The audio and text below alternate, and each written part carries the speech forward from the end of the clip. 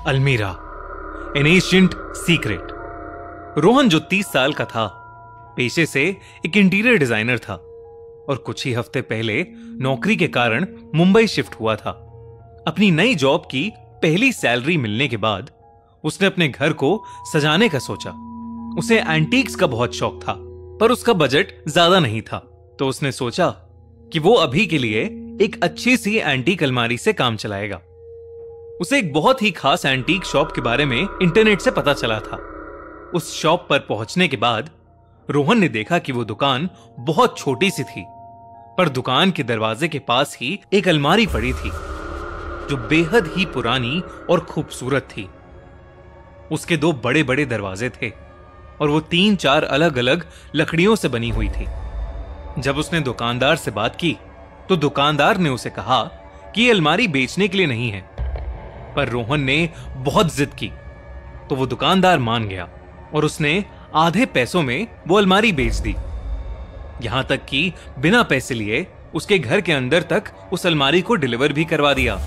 रोहन बहुत खुश था क्योंकि वो अलमारी उसकी उम्मीदों से भी ज्यादा सुंदर थी, पर उसे ये नहीं मालूम था कि उस दिन से उसकी जिंदगी हमेशा के लिए बदलने वाली थी। उस रात जब रोहन सो रहा था तो उसकी नींद किसी के बेडरूम के दरवाजे को खटखटाने की आवाज से खुली। रोहन ने दरवाजा खोला तो वहां कोई नहीं था। उसे लगा कि शायद ये उसका वहम होगा। वो दरवाजा बंद करके वापस अंदर जाने लगा तो फिर से उसे दरवाजे की खटखटाने की आवाज आई। रोहन तेजी से दरवाजे के पास गया, पर वहां अब भी कोई नहीं था।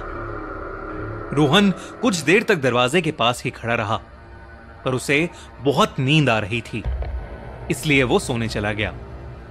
अगली सुबह रोहन ने जब कपड़े निकालने के लिए अपनी नई अलमारी को खोला तो उसके होश उड़ गए। रोहन ने देखा कि उस अलमारी के एक खाने के अंदर बस छोटी छोटी हड्डियां थीं। रोहन को कुछ समझ नहीं आया। तभी उसे एक बिल्ली की आवाज आई और उसने देखा कि उसके कमरे में एक बिल्ली घूम रही थी। रोहन ने उन हड्डियों को वहां होना उस बिल्ली की शरारत समझा।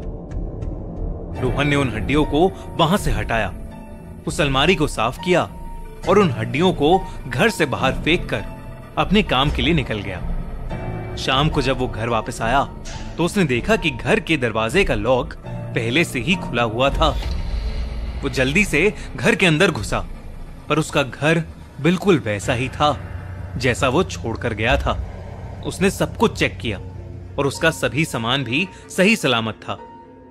उसने सोसाइटी के चौकीदार से पूछा, पर चौकीदार ने किसी को भी ऊपर जाते नहीं देखा था। उसे यह बात बहुत अजीब लगी क्योंकि उसे अच्छी तरह याद था कि वो दरवाजा लॉक करके गया था, पर अगर कोई उसके घर में घुसा होता तो वो सामने वाले चौकीदार को दिख ही जाता और उसके जरिए रोहन को भी पता चल जाता। रोहन को फिर लगा कि शायद उसी की गलती से दरवाजा खुला रह गया होगा। खैर, उस रात थकान के मारे वो बिस्तर पर लेटते ही सो गया। उसकी नींद एक तेज खटखट से खुली, ठीक कल रात जैसे ही खटखट। लेकिन इस बार रोहन को एहसास हुआ कि वो आवाज उसके बेडरूम के दरवाजे से नहीं बल्कि उसकी अलमारी से आ रही थी। रोहन ने जैसे ही उस अलमारी का दरवाजा खोला, उसने देखा कि अंदर फिर से वही छोटी हड्डियां पड़ी थीं। रोहन बहुत कंफ्यूज्ड हो गया। वो कमरे में देखने लगा कि कहीं वो बिल्ली वापस तो नहीं आ गई। इतने में उस अलमारी के अंदर से एक छोटे बच्चे के रोने की आवाज आई। उसने अलमारी के आधे बंद दरवाजे से देखा कि अलमारी के नीचे वाले खाने में एक छोटा बच्चा बैठा रो रहा था। उस बच्चे का पूरा शरीर सफेद पड़ा था और आंखें कोयले की तरह काली थीं।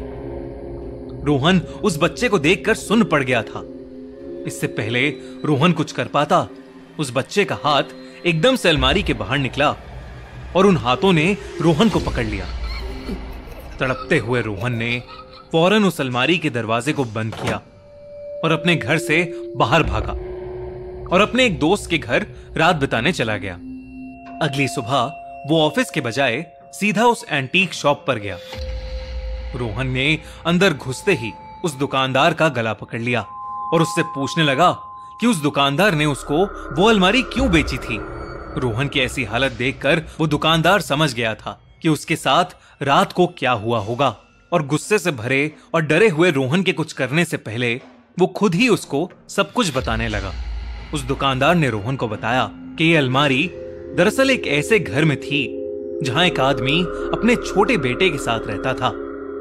उसके बेटे के पैदा होते ही उसकी बीवी चल बसी, जिसके बाद वो आदमी अपना सारा पैसा और समय शराब पीने में बर्बाद करने लगा। शराब पीने के बाद वो आदमी अपना सारा गुस्सा अपने बेटे पर निकालकर उसे अलमारी में बंद कर देता था, क्योंकि वो ये मानता था कि उसका बेटा ही उसकी बीवी की मौत की वजह है। फिर एक दिन ज्यादा शराब पीने के कारण वो अपने बेटे को अलमारी में बंद करके रात भर के लिए भूल गया, और अगली सुबह उसने अलमारी का दरवाजा खोला तो उसने देखा कि उसके बेटे की दम घुटने के कारण मौत हो गई थी। कुछ दिन बाद उस आदमी की भी लाश उसी घर से मिली। पुलिस ने उसकी मौत को सुसाइड कहकर केस क्लोज कर दिया और सरकारी ऑक्शन में घर का सारा सामान नीलाम कर दिया। उस एंटीक शॉप के दुकानदार ने वो अलमारी उसी ऑक्शन से नीलामी में खरीदी थी, जिसके बाद उसकी जिंदगी नर्क बन गई थी। उसने बताया कि वो अलमारी उस छोटे लड़के के भूत से शापित है। उस छोटे लड़के ने उस दुकानदार को भी बहुत तंग किया था। उसने वो अलमारी तोड़ने की कोशिश भी की, लेकिन उसके बाद भी उस अलमारी पर कोई असर नहीं हुआ। दुकानदार ने कहा कि वो उस अलमारी को रोहन को बेचना नहीं चाहता था, और इसलिए उस दिन उसने रोहन को मना भी किया। पर जब रोहन ने उस अलमारी को खरीदने की जिद की तो उसने वो अलमारी रोहन को बेच दी। रोहन ने ये सब सुनकर उसी दिन उस अलमारी को घर से बाहर कर दिया।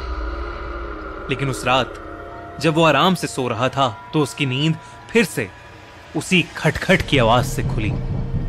रोहन ने आंखें खोली तो उसके ठीक सामने उसके कमरे में वही अलमारी थी।